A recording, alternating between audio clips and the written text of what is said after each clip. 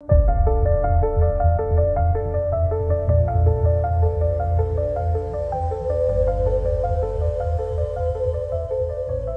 noite, eu sou Rodrigo. E hoje trago para vocês uma história que me fez questionar tudo o que eu achava saber sobre o mundo. Há alguns dias, recebi um e-mail assinado por ninguém menos que o Padre Marcelo, um homem que diz carregar segredos que poucos ousariam compartilhar. O que li naquele e-mail me deixou sem palavras. Ele não era apenas um padre qualquer. Nas palavras dele, senti o peso de alguém que viveu algo indescritível, algo que ultrapassa os limites da fé e da razão. No início, pensei que era apenas mais uma história exagerada.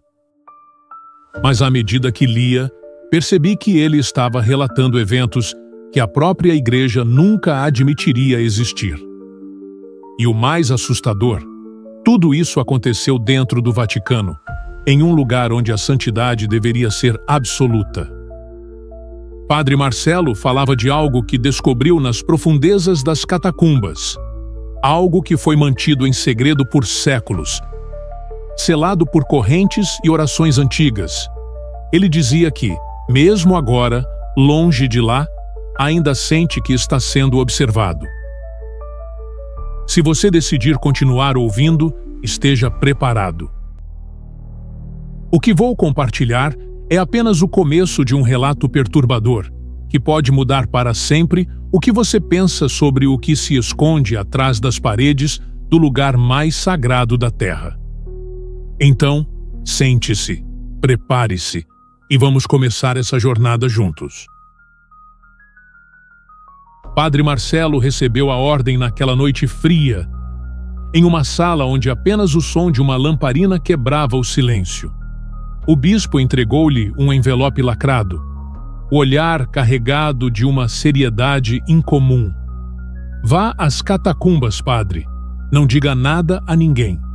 O que você verá precisa permanecer entre nós, disse o bispo antes de desaparecer pelo corredor. Quando Marcelo abriu o envelope, encontrou instruções curtas, mas pesadas. Porta de ferro ao final do corredor leste. Verifique e relate. Use discrição. O bilhete mencionava fenômenos inexplicáveis em uma sessão selada há décadas.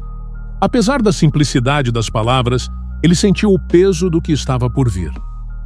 O caminho até as catacumbas era opressor. Os corredores, que sempre pareceram vazios e frios, agora tinham uma estranha vibração. As paredes de pedra carregavam marcas que antes ele nunca havia notado. Símbolos desgastados pelo tempo, quase apagados, mas ainda presentes. Ao passar por um deles, algo o fez hesitar. Ele ergueu a mão, tocando o símbolo. Era áspero, quase pulsante, como se estivesse vivo. Ele afastou a ideia, respirou fundo e continuou. A cada passo, o silêncio ao seu redor parecia se tornar mais denso. Era como se o ar estivesse carregado de algo invisível, mas presente. Marcelo segurava o crucifixo em seu pescoço com mais força, enquanto seus passos ecoavam na escuridão. Chegando à porta de ferro mencionada no bilhete, ele parou. Algo estava errado. As correntes que deveriam proteger a entrada estavam no chão. Partidas como se tivessem sido arrancadas com uma força descomunal. Um vento frio soprava pela fresta na porta, trazendo um cheiro metálico e estranho que ele não conseguia identificar. Ele empurrou a porta lentamente, o rangido ecoando pelo corredor. A câmara além dela era imensa, iluminada apenas por algumas velas, que ardiam de forma instável, quase como se a própria luz estivesse relutante em permanecer ali. No centro, havia um altar de pedra, e sobre ele, um pano preto cobria algo que parecia pulsar levemente por baixo. Marcelo se aproximou hesitante, o som de seus passos abafado pelo peso do ambiente. Antes que pudesse tocar o altar, ouviu um som atrás de si, passos firmes, mas lentos. Ele se virou rapidamente, mas o corredor estava vazio. Mesmo assim, sentia que estava sendo observado. Era uma sensação que esmagava sua alma, uma presença que ele não podia ignorar. Ele murmurou uma prece, tentando se controlar. Quando olhou novamente para o altar, um novo som ecoou pela câmara. Um sussurro, baixo e constante, como uma oração em uma língua que ele não reconhecia. A hesitação o venceu. Ele deu um passo para trás, incapaz de continuar. Deixou a câmara apressadamente, quase correndo de volta pelo corredor. Seu coração batia como um tambor em seus ouvidos. Algo estava errado. Algo estava acordado. E, por mais que ele tentasse se convencer de que aquilo era apenas sua imaginação, sabia que o bispo não havia contado tudo. Aquela noite seria apenas o início de algo muito maior. Padre Marcelo caminhava rapidamente pelo corredor de pedra, tentando afastar os pensamentos que o assombravam. Mas a sensação de que algo estava errado não diminuía. O vento frio que soprava da câmara parecia carregado de uma energia que ele não conseguia compreender. Ele parou ao ouvir um som. Era baixo, distante, mas perturbador. Parecia uma respiração pesada, como se algo enorme estivesse escondido na escuridão. Ele se virou rapidamente, iluminando o caminho à frente com a lanterna, mas tudo estava vazio. Ainda assim, ele sabia que não estava sozinho. Marcelo respirou fundo e decidiu voltar à câmara, determinado a entender o que estava acontecendo. Desta vez, ele observou os detalhes com mais cuidado. Os símbolos gravados nas paredes brilhavam levemente, como se respondessem à sua presença. Ele reconheceu alguns deles, antigos selos de proteção, usados em rituais para conter forças malignas. Mas o que o assustou foi perceber que muitos desses selos estavam quebrados, como se algo tivesse destruído suas defesas. Ele se aproximou do altar novamente, o pano preto ainda cobrindo o objeto em cima. Desta vez, sua curiosidade foi mais forte que o medo. Ele segurou o tecido com mãos trêmulas e o puxou para o lado, revelando uma caixa de pedra com símbolos esculpidos em sua superfície. A caixa estava trincada e uma névoa escura parecia escapar por entre as rachaduras. Antes que pudesse processar o que via, um som agudo ecoou pela câmara. Marcelo se virou, mas não viu nada. Então, sentiu algo passar por ele. Uma presença invisível, mas palpável, que fazia o ar ao seu redor vibrar. Ele segurou o crucifixo e começou a rezar em voz baixa, enquanto os sussurros ao seu redor se tornavam mais altos, mais insistentes. Foi então que ele ouviu passos, desta vez mais próximos e pesados. Uma figura saiu das sombras, usando uma túnica preta e um capuz que cobria o rosto. Marcelo tentou falar, mas sua voz parecia presa na garganta. A figura parou diante dele, erguendo uma mão com movimentos lentos e calculados. Quando falou, sua voz era grave e cheia de autoridade. Você não deveria estar aqui, padre.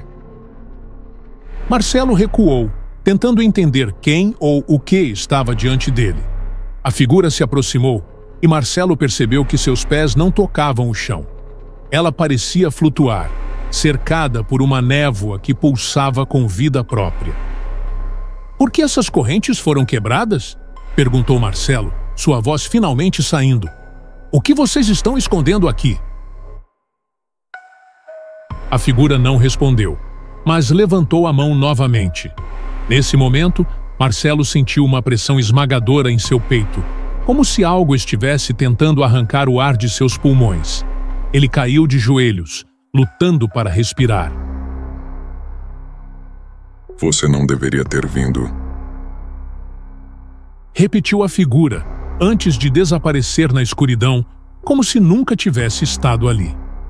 Marcelo ficou de joelhos, recuperando o fôlego, mas sabia que precisava sair dali. Quando tentou levantar, ouviu outro som. Não passos, mas algo mais pesado, como se uma criatura gigantesca estivesse se movendo na câmara. Ele iluminou o altar com a lanterna, mas a luz parecia incapaz de penetrar a escuridão crescente. Foi então que ele viu.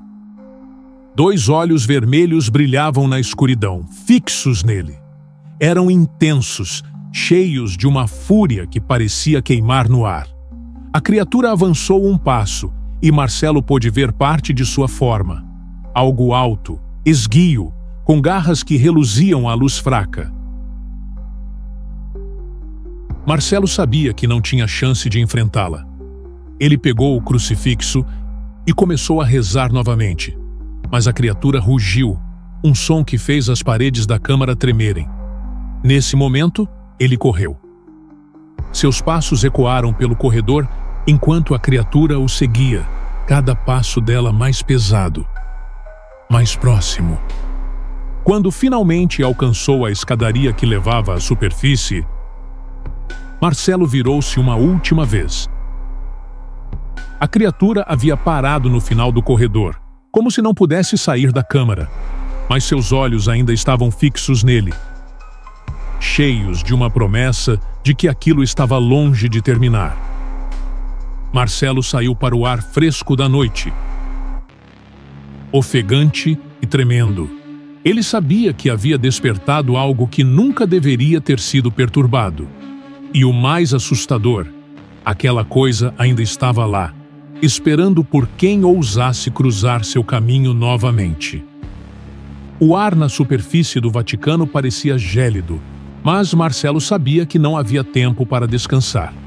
Ele sentia o peso do que havia deixado para trás nas catacumbas, as palavras gravadas em sua memória, e os olhos daquela criatura não saíam de sua mente. Ele precisava agir, ou aquele segredo seria sua ruína, e talvez a de todos. Ao amanhecer, firme, eu vi, e seja o que for, não pode continuar lá. O bispo permaneceu em silêncio por um momento, depois suspirou. Aquilo não está lá por escolha nossa, está lá porque não há outro lugar seguro. Marcelo recuou, incrédulo. Ele tinha visto muitos males ao longo de sua vida, mas o que encontrou nas catacumbas parecia ser algo além da compreensão humana. Isso não é apenas um segredo do Vaticano, continuou o bispo. É um fardo, um legado que foi confiado a nós para conter, não para destruir. Antes que Marcelo pudesse responder, um guarda entrou apressadamente na sala, interrompendo a conversa. Excelência, houve um incidente. Um dos corredores das catacumbas foi encontrado aberto. O coração de Marcelo disparou. Ele sabia o que aquilo significava. Sem esperar pelo bispo, ele correu pelos corredores até as profundezas do Vaticano. O caminho parecia mais escuro e opressivo do que antes. Quando chegou à câmara, encontrou a porta de ferro completamente aberta. As correntes haviam desaparecido e o altar estava vazio. Marcelo se aproximou lentamente, a lanterna tremendo em suas mãos. O ar estava denso, quase impossível de respirar.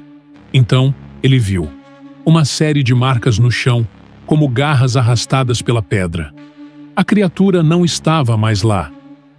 Ele virou-se para sair, mas foi interrompido por um som.